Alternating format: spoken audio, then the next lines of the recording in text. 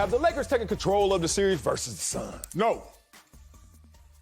Man, you threw me off with the purple suit. I knew you were going to say yes. What? They've been in control of the series. Son, The Lakers have been in control. So we talked about this ad nauseum yesterday. You educated me on this matter. If y'all missed the show yesterday, it was phenomenal. Rewatch it on YouTube. But if not, you're going to catch today's version. Marcellus Wiley told me, he's told y'all before, I will tell y'all now. Floyd Mayweather, the great boxer, when he steps into the ring, the first thing he does is he throws a little straight right because he wants to understand how much of an impact is that straight right going to have on you. When he was fighting Manny Pacquiao, when he defeated Manny Pacquiao, the first punch he threw was that straight right. Let me gauge how much effort I'm going to have to put in to win this fight. That's what LeBron James and the Lakers did. Game one. They threw a straight right at the Phoenix Suns. And they said, okay, this isn't going to be enough to get it done. Now, they were still in control. They took an L, but LeBron James does this. I will say this throughout the course of the NBA playoffs.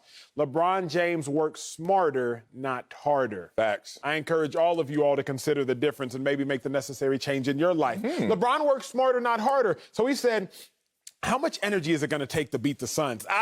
It's going to take more than we gave game one. Remember, the Lakers follow their fearless leader. We'll talk more on that later. The Lakers follow LeBron James. So after seeing game one, it's going to take a little bit more than that. Then what happens in game two? They give a little bit more than that. LeBron James didn't go crazy in game two. He only gave you 23 and 9. 23 points, 9 assists. It's not like he gave you 45, 15, and 5 like we've seen him do before. He only gave you 23 and 9, but he said, you know what? This is what it's going to take. AD, he understood it's going to take more than he gave in game one. AD backdoors, and he gives you 34, 10, and 7.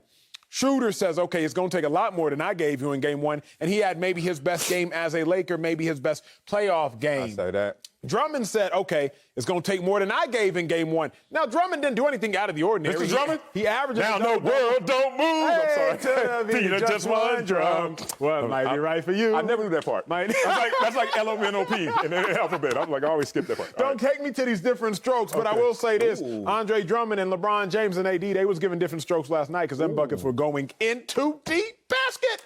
So I will say, big dog, the Lakers have been in control of this series. You told me one time, and I'll end my take here. Okay. You told me one time you were racing your son. I think MJ, 5 years old? Yeah, 5. Told me you were racing MJ 5 years old one time. And MJ, you were letting him beat you. Now, you were always in control of the race because you are more skilled than MJ. So at any point in time, you can step on the figurative accelerator and win that race because you're more skilled than he is 5 years old. But you were letting him beat you. Phoenix Suns versus LA Lakers. I will not say that they let the Suns beat them, but at any point in time, LeBron James and Anthony Davis can step on the gas, and just like you were in control of your race versus your son, the Lakers are in control of their race versus these Suns. Damn, neat. How did they let you go from the 4 letters? How'd you even get here, boy? That was neat, well manicured like that suit, tailored.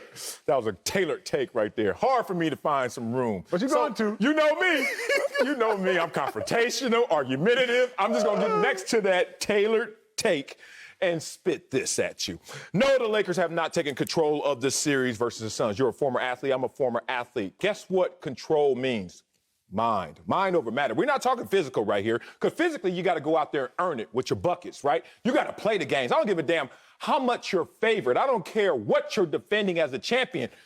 On any given Sunday in our world, and in this Friday, you're going to have to go out there and take it. So let's respect what's going to happen there. We're talking mental. We're talking psychology. We're talking psyche. Let me tell you why they haven't taken control of this series. Because if I'm on the Phoenix Suns, the first thing I think of in terms of a life raft for my psyche is they ain't even took our biggest, baddest punch yet. They ain't took what we could throw at them. Chris Paul, one arm. Chris Paul, not playing well. Chris Paul, 7 minutes in the second half of game 2. You mean we beat them without Chris Paul, basically, and then giving them fits, giving them hell without Chris Paul. So think about it. Let's go to wrestling, something we probably never have done on this show. We always go to track. Let's go to wrestling. If I'm about to pin you, Acho, like if you keep coming back at me, I will. But if I'm about to pin you, before I can take control of you, pin you like in real wrestling, I'm going to take your biggest, baddest punch. I'm going to take all Acho has. Now, if I overcome that moment and conquer, then I have control. Right now, the Phoenix Suns are sitting there saying, we fine. Yeah, we got to go to L.A. That's okay, because who's won more games in this series this year, Phoenix or the Lakers. They played each other 5 times. Lakers lost 3, won 2. Phoenix won 3, lost 2. So if you think about that in totality, until the Phoenix Suns have thrown their best punch and the Lakers ate that punch and said, come on, then you have not taken control of this series. Let me give you one specific, because I know that you're like, oh, that was a good psychology take, but get real. Suns got 29 points from their bench in game 1, only 19 points off the bench in game 2. What does that matter? Let's talk about the players. Let's talk about Jay Crowder in particular. Jay Crowder, last time I checked, you were a 3-and-D dude. We're just going to call you a D dude right now, because that 3 is not falling. In this series, he's 1 for 13, 8%. He's 39% for the season. Law of averages, your favorite take in the world. Jay Crowder, sooner or later, other than that one lucky got fouled on by headband man three-pointer, he has not made a three-pointer this entire series. Those will start to fall. Chris Paul, whatever's going on with the stinger to the shoulder bone, something's going to give where he's going to be back and have impact. All of that adds up. No control yet. We're going to see how this plays out. Here is the marginal pushback I will give, but it may end up being maximal. You said that the Lakers have not taken the Suns' best punch. Yep. If you're the Suns, Sel, what more can you do?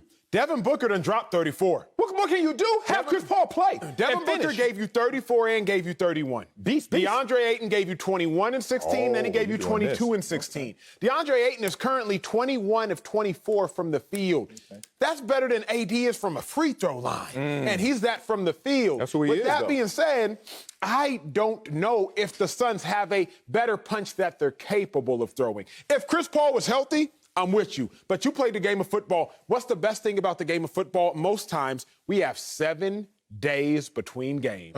You get you a stinger, you got 7 days to recover. Even in 7 days, you still probably won't be right, but at least you'll be able to play. Yeah.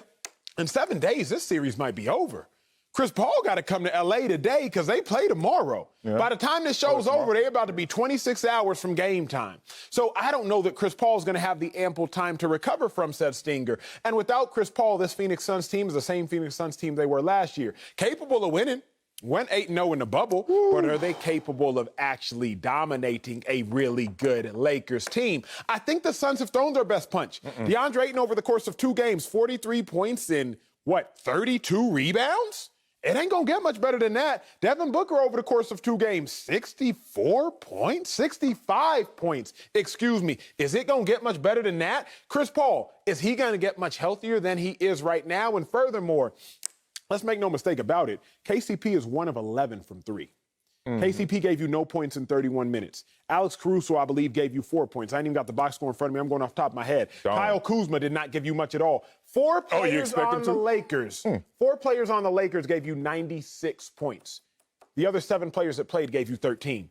Realistically speaking, only 4 players contributed to the Lakers last night. 4 players gave you 96. So if you get something from KCP, because if we're going to assume that Crowder's not going to go 0 from 3, we're going to assume KCP is not going to continue his 1 of 11 trajectory. We're going to assume Kuzma's going to give you at least double digits. We're going to assume that more than 4 players for the Lakers are actually going to contribute to meaningful basketball. Real selfish take right there. I mean, you just got locked into how you felt and just said everything you was feeling. Here's the problem. You keep talking about, well, only 4 players really contributed for the Lakers. How about if you want to look at it in terms of plus and minus, only 3 players had a positive plus minus for the Phoenix Suns. Devin Booker going to get buckets. Are you trying to tell me that Devin Booker ain't going to get his 34, his 31, something in that range? That's his best punch, though. Okay, that's what I'm saying. Yeah. But that's not all the power behind that punch. Okay. Yes. Well, let's talk about DeAndre Ayton. Yeah. We've only seen him 2 times in the playoffs in history. I think we start to buy into maybe he's just a playoff performer as well. He's already a beast, but he might go to the next level when it comes to the playoffs. We have no evidence to the contrary right now. Let's talk about Chris Paul. It's funny. Let's go to the boxing because you brought it up with Floyd. To throw the hardest punch, I used to train Wild Card, Jim, Freddie Roach, and all them.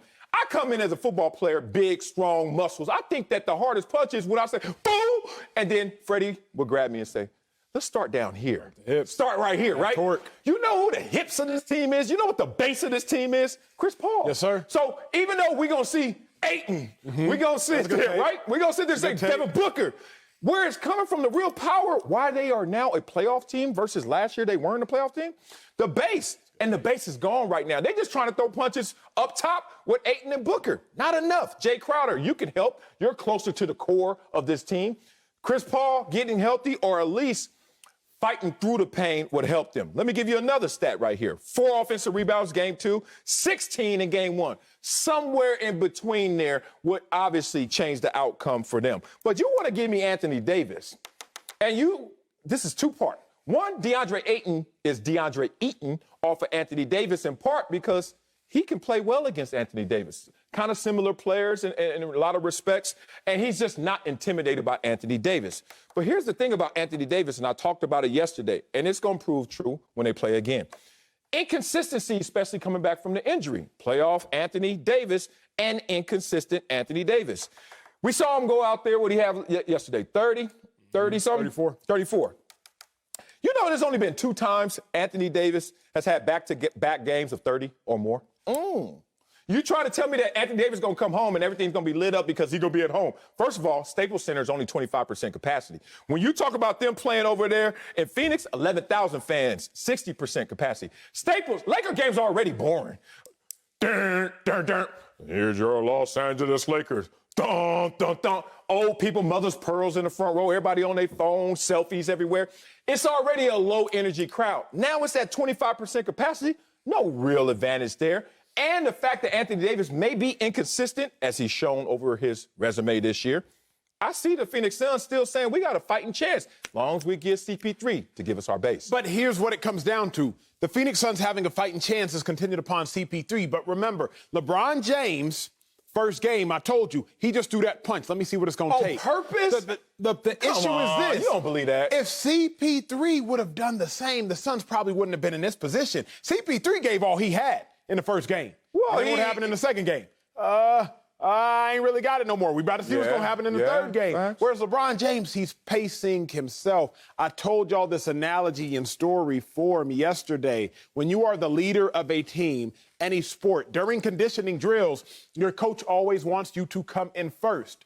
The wise senior leader, whose coach wants him to come in first, he runs hard the first rep, but not too hard, because he understands there are reps that are going to follow. LeBron James ran hard the first rep, game 1, but not too hard, because he understood there are reps in games that are going to follow. CP3, on the other hand, he went all out. Yeah, he won the first rep, but he's not available for the games that are going to follow. But he didn't get hurt in the pursuit of trying to win it all. He got hurt just because that's what happens when you play sports. Yes, but you do have to wonder, Come on, man. If CP3 would have been like, you know what? Hey, let me play the long game. Because how much more damage did he do? You know what the Stinger's talking about. I had a Stinger one. It was terrible. My sophomore year, spring game. Oh, all bad. You wonder how much more damage did he do by continuing to play in that game as opposed to chilling and saying, you know what? It's going to be a long series, big dog. Because did that one win cost him other wins? That's the question. Because you're right, and that's a beautiful take. Chris Paul is the base, if you will, of that team. Devin Booker gives you the glitz and the glamour. DeAndre Ayton gives you the dirty work. But Chris Paul is the glue that makes it all go together.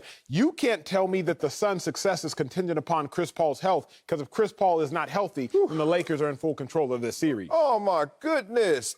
This game was in contention still, right? 109, 102. No, like, you wasn't sitting there just exhaling, right? Okay. And that's without Chris Paul. With Chris Paul, they beat him. Okay, let's talk about this. The risk-reward, cost-benefit analysis we always talk about. If I'm Chris Paul, I got to go hard game 1. Why? I got to get this thing to snowball. I got to get this young group that hasn't been in the playoffs confidence, correct? Game 2, I think it was coach's decision. Monty was basically like, Chris, I'm playing a long game. We may beat them today. We may not, but we may lose you if we try and beat them, especially if we lose. It may be over. This is an interesting one because I don't know. I really thought Chris had a stinger. Now I hear stinger to shoulder, and I don't know how compromised he is. But knowing Chris Paul, the competitor, knowing Chris Paul, the person, the dog in him, for him to sit there for he played 7 minutes in the second half, something is really wrong with Chris Paul. But how do they come out here against the Lakers in game 3? LeBron James, I think you were buying into LeBron James could always hit the accelerator. Against this squad right now, 18 to 23 points, LeBron James' effectiveness, the way I'm seeing it, I think he's closer to maxing out than not. I don't see how this team could get better other than KCP playing better. But Jay Crowder and Chris Paul gives me reason for hope. What do you think about this, though? The fact of the matter is the Phoenix Suns were up 90-89 with 5.5 minutes left. Oh. The Lakers go on to outscore the Suns. I believe it was 20-12. AD and LeBron combined for 16 of those 20 points. AD had 11, LeBron had 5. AD had 11 of his 34, LeBron had 5 of his 23 in the last 5.5 minutes. Facts. Maybe they didn't hit the accelerator. Yeah. But at least the stats show 5.5 minutes left. We're down by 1. Game is on the line. Series is on the line because if we go down 0-2, it's no good. LeBron and AD have something left in the tank and more in the tank than the Suns had. It's just very reminiscent to me, Sel, of when the coach blows a whistle, 1 rep left.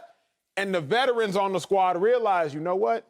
We still got juice in the tank. And that one rookie, that freshman who gave it all in game 1 and rep 1 is like, and the seniors just sitting there just cruising through the finish line like the Lakers did. Oh, that's your take. I want you to get all your money, all your royalties. But can I co-produce on that a little bit? Can I get some of that publishing, homeboy? Let me lay down the track for that take. I don't think it's about do you have something left as a veteran. I learned this from track. I learned this from being the senior on the team or the veteran leader, that it's about technique. Like, through adversity, the ones that can hone in on fundamentals are the ones that's going to win, like the tortoise versus the hare, right? It ain't so much I'm faster than you. Ain't so much I'm even in better shape. And running the 400, everybody tired at the 300 mark. Everybody done. But who's the one that could just, I got to stay like this versus, nah, forget that. I'm about to finish. I got to finish. Phoenix, like you said, 5 minutes to go, I saw it. I was like, oh, they going to lose out because they don't have championship technique. They don't have championship fundamentals. AD and Bron said, lock in. And Phoenix was like, let's do this. And they just got out of their own technique. We'll see. CP3, if he were on that floor, he would have grabbed them boys. I don't know how because he ain't got no championship rings, but he still would have grabbed them with championship technique and said, relax. That last 100 going to run itself. Just stay smooth through the race.